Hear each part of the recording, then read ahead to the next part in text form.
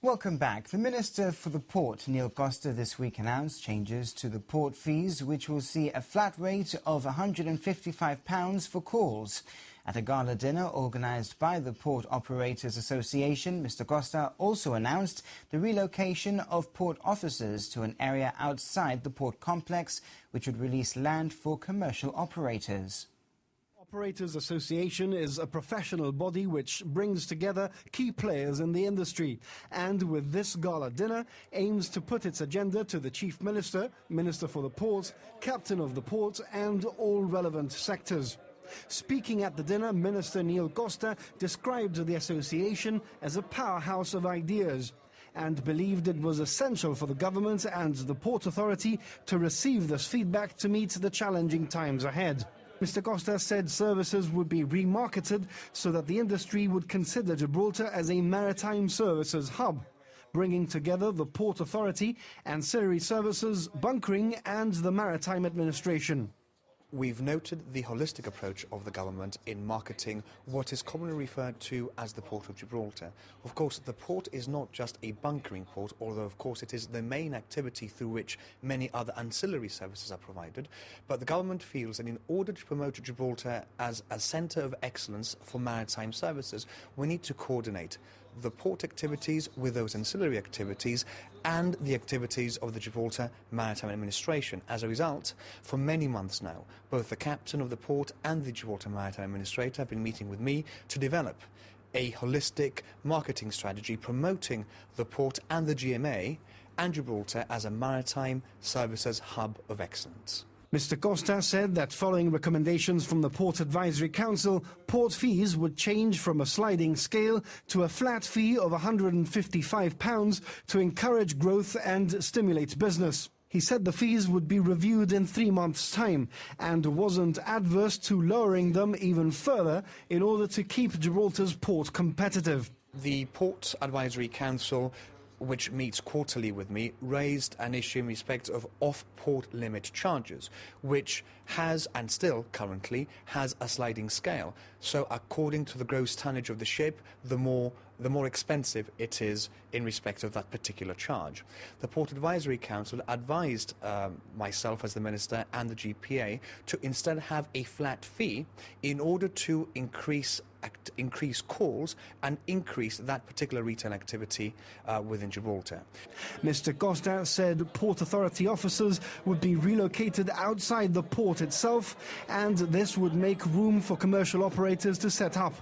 He said this would happen before government's term of office ended. The government has bought the ex-Mediterranean Rowing Club site in Glacis Road for £3 million.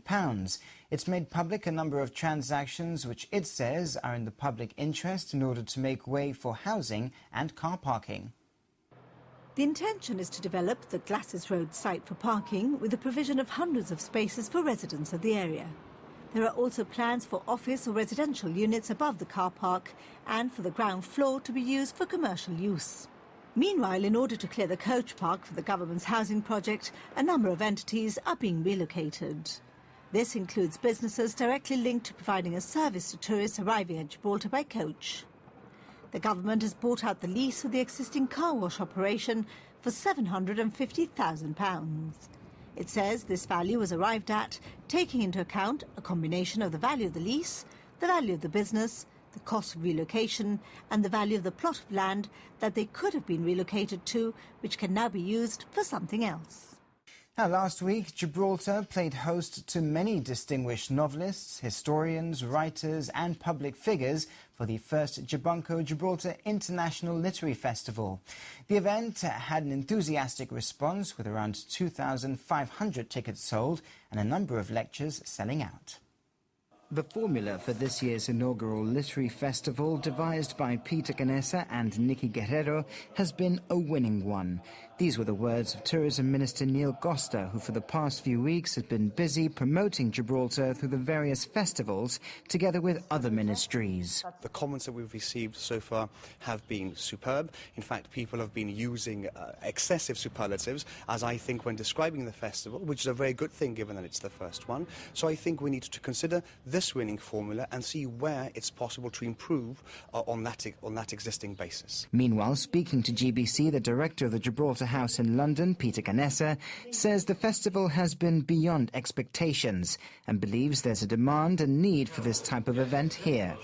Indeed, it's been a very busy weekend with any number of talks, workshops and Q&A sessions where fans of authors and the like have been able to ask questions, be a part of discussions concerning the works, and no doubt take on board advice from the most successful and respected personalities in publishing, cookery, journalism and others, to name a few. I mean, I'm very fortunate to be able to come here, and I spent Friday, which was a kind of schools day, and probably about 7 or 8 different schools during the course of the day. So I had a really good impression of what young people over here are like, and they were incredibly kind of attentive, interested, reactive and responsive, which is delightful for me because I try and tell giant big stories and I rely on the audience to sort of get stuck into the narrative too, so that we can take these big journeys together. I think when people sort of trust a name, I've been around for a long time, they're willing to hold my hand and go through where no diners have gone before. When I was reporting war, that you did look at the totality of what happened to society. You don't just look at the blokes waving guns. You look at everyone who's there, because they're all affected. Their lives have gone upside down as well. The fact that they're not actually shooting anybody or part of the official military campaign does not rule out their involvement. Their involvement, whether they like it or not, is these days total. When you see the pictures coming in from Syria, there's the odd burst here and there of men fighting, but there is hours of pictures of women whose lives have been completely ruined, houses destroyed, children are killed, or that they can't go to school, the school has been destroyed, they've been driven out of their villages. This is a story about everybody. The festival saw a number of venues around the Rock host events, and the special guests who came here, such as Joanne Harris, Ben Ockery, Kate Adie and others, did a bit of exploring of their own, seen around Gibraltar and stopping to talk to people. The Chief Minister hosted a dinner at the close of the festival at the Caleta Hotel, where he praised the successes of recent festivals in promoting Gibraltar, adding he was confident the literary festival would be part of the autumn schedule of events, given what he called the huge success of this year's inaugural festival. I think it's magnificent value for money, because you don't measure in pounds, shillings and pence everything that you do as a government, because you're not able to. But you know that you are receiving in Gibraltar people who might not otherwise come to Gibraltar. That means hotel beds are being filled, it means restaurants are fuller than they already are, and we're also being enriched culturally in a way that we haven't been before, with all of the literature around us in these 3 days and the opportunities to discuss with authors what it is that's driven them to write a particular part of their book, or even to go beyond what they've written. Planning for next year is already underway, with the 2014 Literary Festival expected to run from the 14th to the 16th of November. Also this week, Dr. Geoffrey Rowell retires as Bishop of the Anglican Diocese of Gibraltar in Europe. The Small Boats Marina goes out to tender. And visiting MEP Ashley Fox meets with the Chief Minister. For the rest of this week's news, you can also head over to our website, gbc.gi/news. Don't forget to tune into Radio Gibraltar and GBC Television throughout the week for the very latest local news. And you can follow us on Twitter and like us on Facebook. Thank you very much for watching. From the team, it's good night.